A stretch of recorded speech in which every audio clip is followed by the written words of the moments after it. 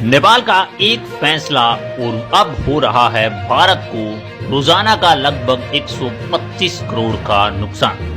1957 में ही भारत का 100 रुपए नेपाल का 160 रुपए तय किया गया था। इसे लेकर आरबीआई व नेपाल राष्ट्रीय बैंक के बीच समझौता भी हो चुका था, लेकिन अब हालात ऐसे नहीं हुए हैं। दूसरी ओर अगर बात करें कि एक रूल के मुताबिक नेपाल से अगर भारत आए या भारत से नेपाल जाएं तो इंडियन करेंसी के 25,000 रुपए आप ले जा सकते हैं। नेपाल के अंदर कोई दिक्कत नहीं है, किसी भी एक्सचेंज की जरूरत नहीं है और इस तरह से आप नेपाल घूम के आ सकते हैं, नेपाल से सामान ले सकते हैं, मतलब जो भी करना है वो कर सकते हैं। लेकिन वो सिचुएशन अब नहीं रही, क्योंकि नेपाल के बैंक ने अब 100 रुपए से अधिक की खरीदारी पर बहुत ज्यादा सख्त कार्रवाई करना शुरू कर दी है। प्रशासन अब चेक कर रहा है कि कोई 100 रुपए से अधिक की खरीदारी वो भी इंडियन करेंसी में कर रहा है तो वो गलत है और ऐसा नहीं होने दे रहे हैं। और यही सबसे बड़ी चिंता का विषय है। बिहार से सटा हुआ जो बाजार है जहां पर इंडियन सोप्स हैं, उनके ऊपर 125 करोड़ का कारोबार रोजाना प्रभावित हो जाता है, जो कि हालात गंभीरता से भी बहुत ज्यादा बदतर हो चुके हैं। मैं आपको बता दूं कि भारतीय 100 रुपए के बदले में 160 रुपए जो दिए जाते थे अब वो भी नहीं रहा कीमत। अब वर्तमान में 150 रुपए तक हो गई है, जो कि 10 रुपए बीच में जा रहे हैं। वो सबसे बड़ी दिक्कत का सामना बन रहे हैं।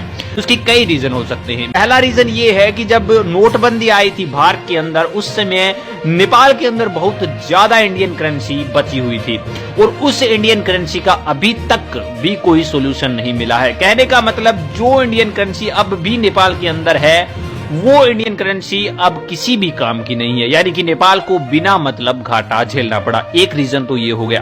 दूसरा रीजन जानने की कोशिश करें तो दूसरा रीजन ये है कि नेपाल और भारत के बीच जो खुली सीमा है उसका तस्करी के रूप में बहुत ज्यादा यूजेज होता है। और अगर ऐसे में सोने पर सुहागा जब हो जाता है, जब आपके 25,000 रुपए तक की कोई भी रोक टोक ना हो, तो नेपाल के अंदर सोना सस्ता है और भारत के अंदर सोना महंगा है। इससे जो तस्कर हैं वो भारत से नेपाल जाते हैं, सोना खरीदते हैं और वापस इंडिया के अंदर महंगे भाव में उसे बेच देते हैं, जो कि किसी भी प्रकार की तस्करी कह सकते हैं। और हम कह सकते हैं कि ये पकड़ में भी नहीं आते, क्योंकि ऐसा कोई रूल रेगुलेशन भी नहीं है कि आप सोना नहीं खरीद सकते।